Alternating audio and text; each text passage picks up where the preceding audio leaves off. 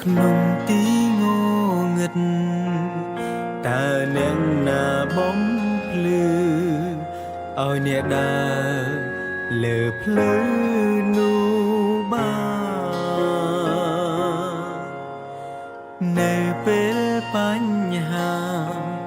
កើតឡើងច្រើនហួស្មាតើនឹងបាន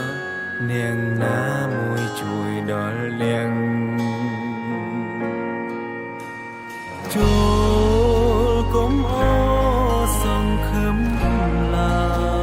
យហើយកុំឆ្លើយថាអ្នកនៅឯកាព្រះយេស៊ូវ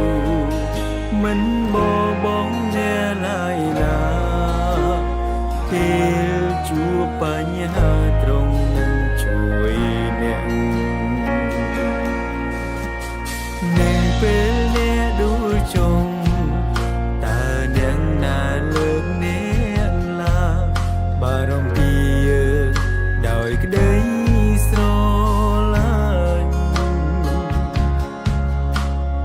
នៅពេលអ្នកខ្វះខាតើអ្នកណាបំពេញ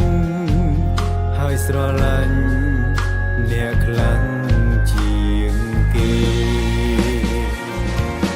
ព្រះយេស៊ូវស្រឡាញ់អ្នកខ្លាំងជាងគេអ្នកត្រូវតែមានក្តីសង្ឃឹមឡើយទូនជុំវិញខ្លួនគ្មានអ្នកណាអាចជួយបានតែមានព្រះអង្គចាំជួយដល់អ្នក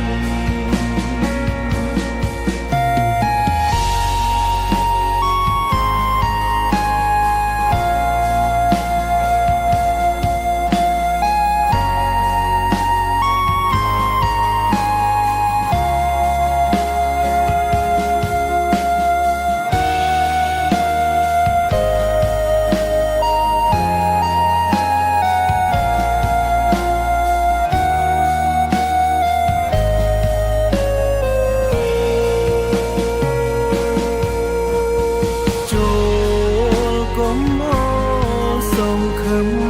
ឡើយហើយកុំឆ្លើយថាអ្នកនៅឯកា